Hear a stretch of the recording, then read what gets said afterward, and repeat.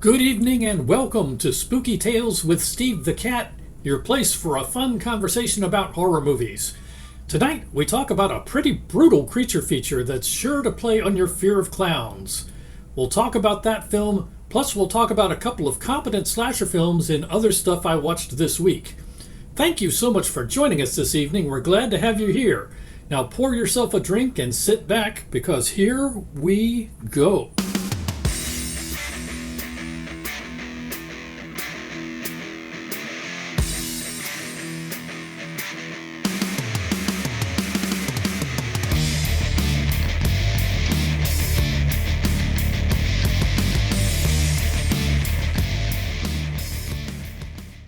Very few people know the true origin of what we call the clown.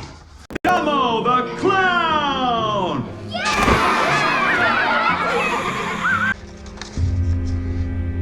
It lived up in the mountains with the skin white as snow and the red nose blistered by the cold.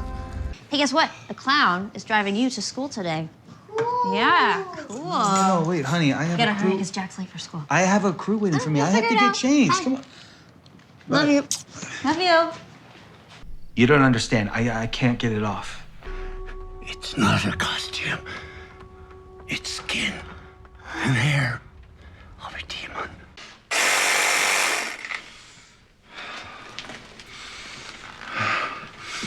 Ow. This is a bad idea. So, tell me, Mr. Carlson, how are we gonna get this thing off of me? It lured children out of the villages into its cave. 5 children.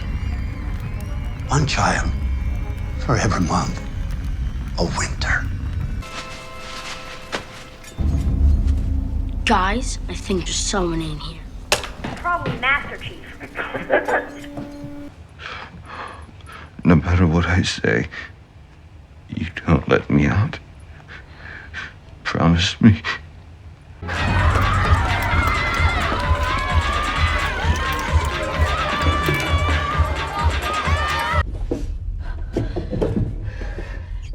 There you are. Bring me a child.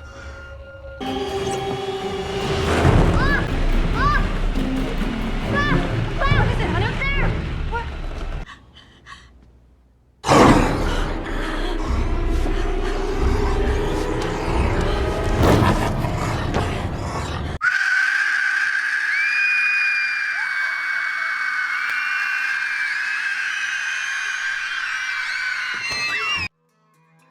All right, let's get into our featured film review for the evening. Tonight, we are going to talk about a film called Clown. Yes, Clown.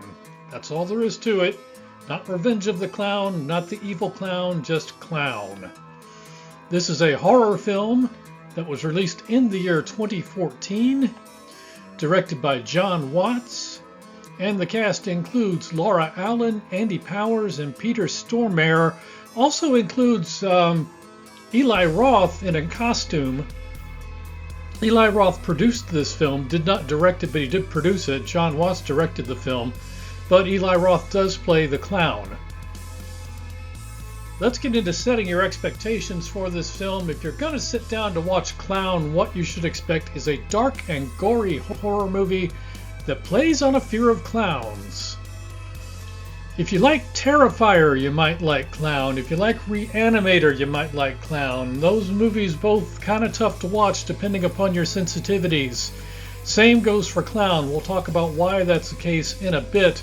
But for the same reasons that Terrifier might be kind of a tough watch, Clown can be kind of a tough watch, although the special effects in Clown, in my opinion, are superior. And it is, in my opinion, a better film. It is tough to watch for some of the same reasons. So let's get into setting your sights for this film. This is the scale we like to use. On the far left side of the scale, we have very campy films, such as the Jason X. On the far right side of the scale, we have very serious films, such as The Silence of the Lambs. As always, this scale is not intended to show the quality of the film, but is intended to indicate what your mindset needs to be going into the film if you're going to enjoy it.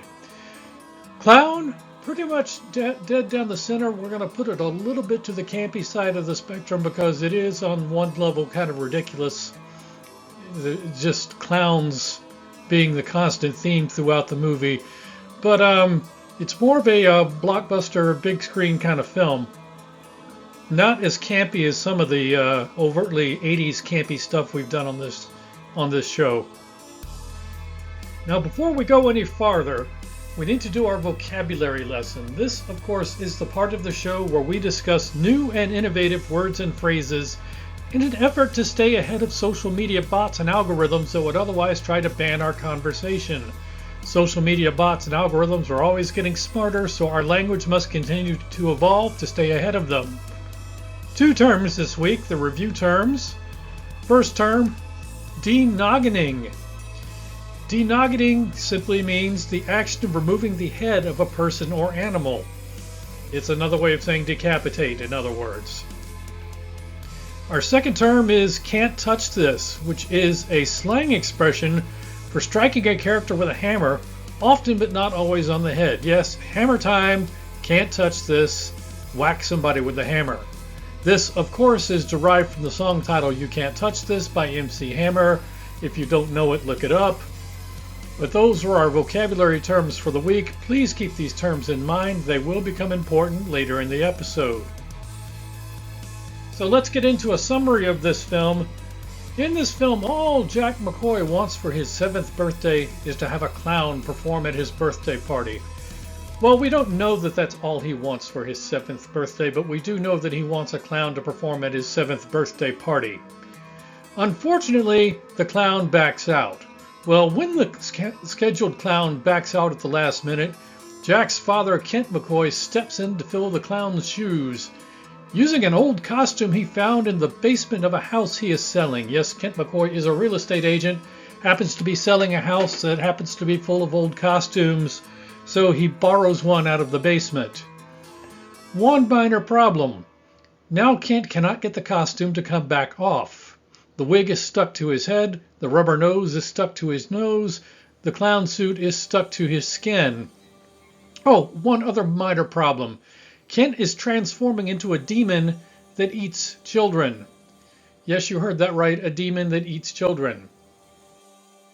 That brings us to our villain profile. Our villain, of course, is the clown, or as it's called, Cloyne.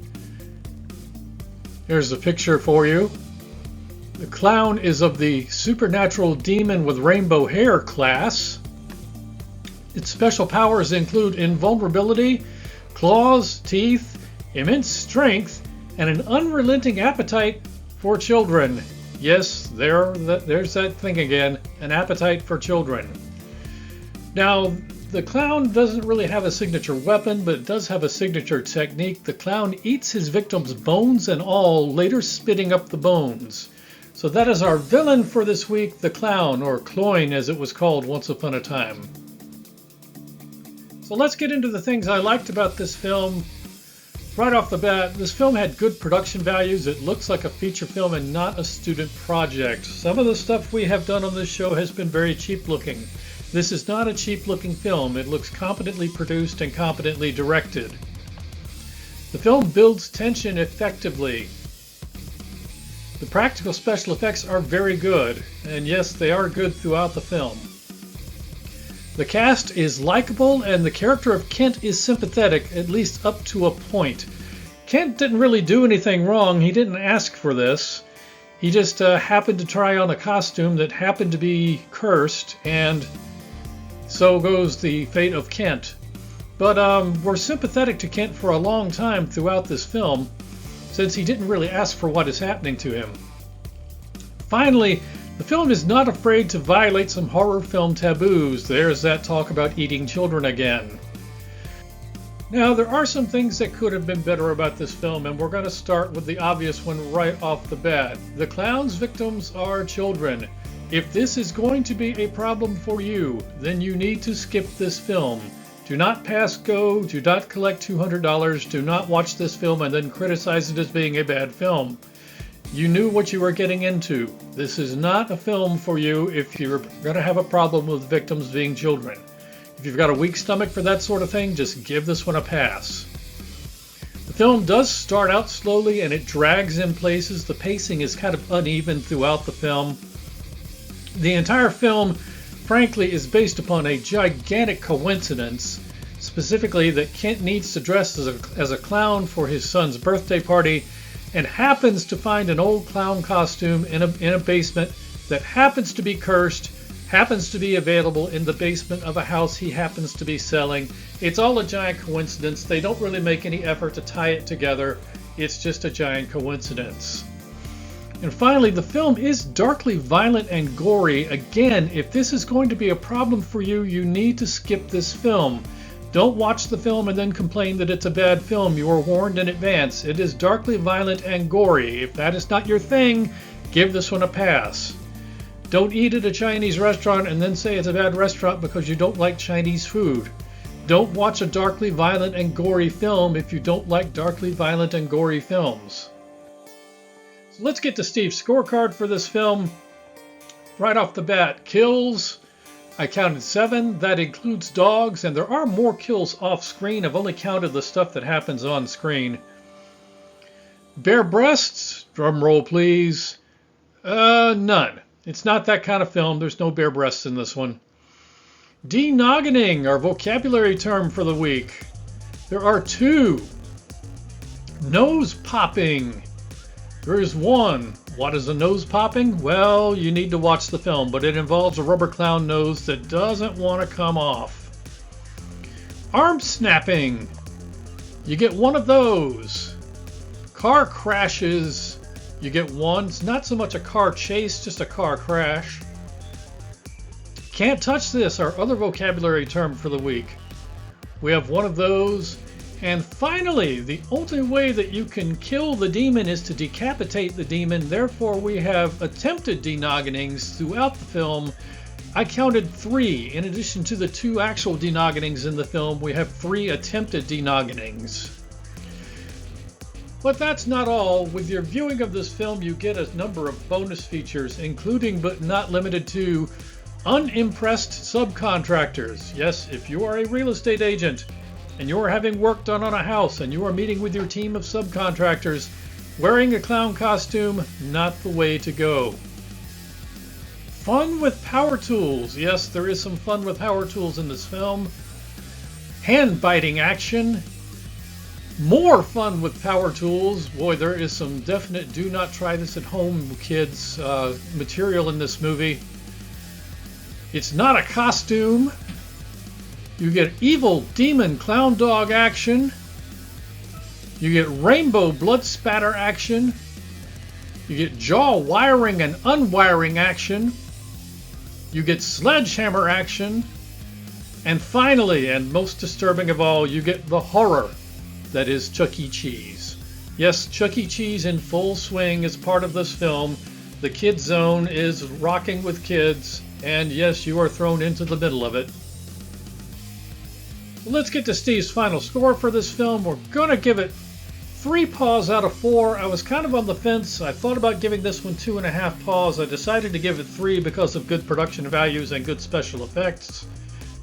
We're going to say that this is a darkly gory horror film that you may find tough to watch depending upon your tolerance for young victims.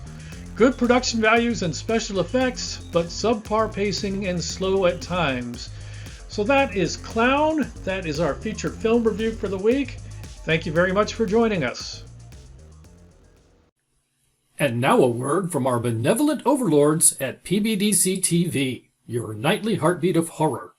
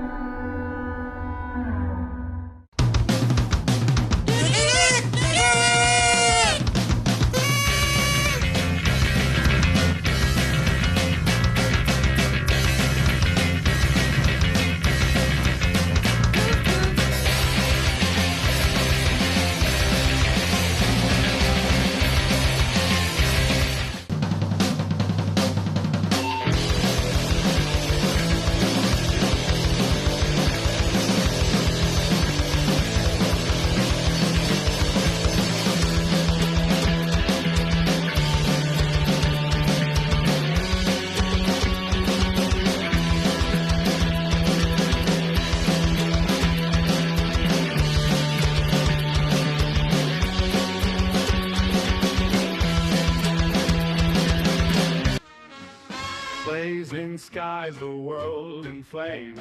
Nuclear fire, unforgiving claims. I survived through the dust and ash. Came back in time to give you a chance.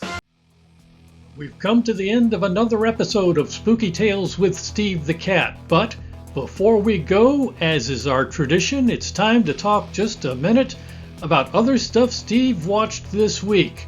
We watched a couple of slasher films this week, starting with this one. This one is called Bloody Murder 2: Closing Camp.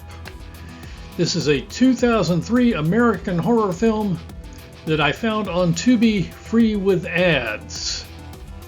Now, I watched this without seeing the original film Bloody Murder, which I don't know if it is even available on Tubi.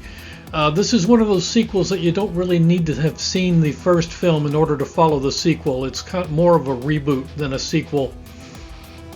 Anyway, in this film, Camp Placid Pines has a sad history, with multiple victims being killed in an incident years earlier. Now, presumably this is the first film. I don't know. I've not seen the first film. But presumably this is the 5 years later sequel. Anyway, the campers have gone home, and a group of counselors are closing the camp down for the season. And, of course, a guy in a mask has to show up. So the thing about this film, it's surprisingly solid. It is a surprisingly solid slasher film, not outstanding, but much more solid than I expected. On the pro side, the story, although highly derivative of Friday the 13th, the story moves along at about the right pace and delivers a surprisingly competent whodunit style of slasher film, if you can get past the fact that it is incredibly derivative of Friday the 13th. On the con side, the production values look pretty cheap, and because of this, the film feels older than it actually is. It's not shot in a theatrical aspect ratio. It's shot in almost a 4:3 or almost a square aspect ratio, which just makes it look older than it really is. I don't know if that's something they were going for when they made this film. Maybe they were trying to make it look like a film from the 80s, but it's from 2003, so I'm not sure that that's the case. It might just be that this was just a cheap film. But anyway, it doesn't look that great necessarily, but overall, it is a surprisingly solid film. So the verdict on this one is it's worth watching if you're in the mood for a generic slasher film. I was surprised. So what else did we watch this week? Well, we also watched a film called Fear Farm. Fear Farm is a 2020 American horror film that I found on Amazon Prime. I believe it is also available on Tubi free with ads, but in this case I watched it on Amazon Prime. Now, I am pretty sure we've talked about this film before, although it's possible we talked about the sequel Fear Farm 2. So regardless, I watched it this week, so I watched it again. We're going to talk about it anyway. In this film, 4 college students compete for a big cash prize at the local corn maze until they realize they're being hunted by the family that runs the maze. And so you get lots of running and screaming and people lost in the corn maze being pursued by a variety of baddies in masks with a variety of different signature weapons. So one thing to keep in mind about this film is you have to take this as a bit of a horror comedy in order to enjoy it. That said, on the pro side, this film has pretty good production values for a slasher film. The film is competently executed, at least as slasher films go. On the con side, the film follows a group of 4 college students. So since it's only 4 students, the kill count is low by necessity, and a great deal of the film is people running away and hiding. There's just no way around that when you've only got 4 characters that you're following in the film. The verdict overall, I found this one worth watching if you're in the mood for a campy slasher film. So both films this week kind of surprised me positively, worth watching. In the case of Fear Farm, the bonus is that there is also a sequel. I do remember watching the sequel, and I do remember that you need to make sure you watch the original first. Otherwise, you're going to be a bit confused as to what is going on. So I can recommend Fear Farm. I can recommend Bloody Murder 2 Camp Closing. And that is other stuff Steve watched this week. That wraps up another episode of Spooky Tales with Steve the Cat. Thank you so much for joining us. We're glad you were able to drop by. If you did enjoy the show, then please check us out on social media.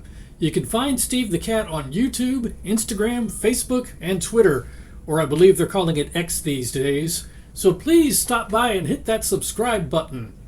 Spooky Tales with Steve the Cat is available exclusively through the PBDC Collective Incorporated, now legally incorporated and still your heartbeat of horror.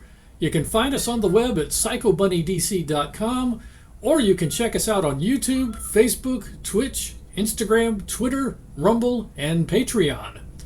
That wraps up the show for this week. Thank you so much for joining us. We'll be back again in 2 weeks with another all-new episode for you to enjoy. But for now, thank you for watching and have a great week.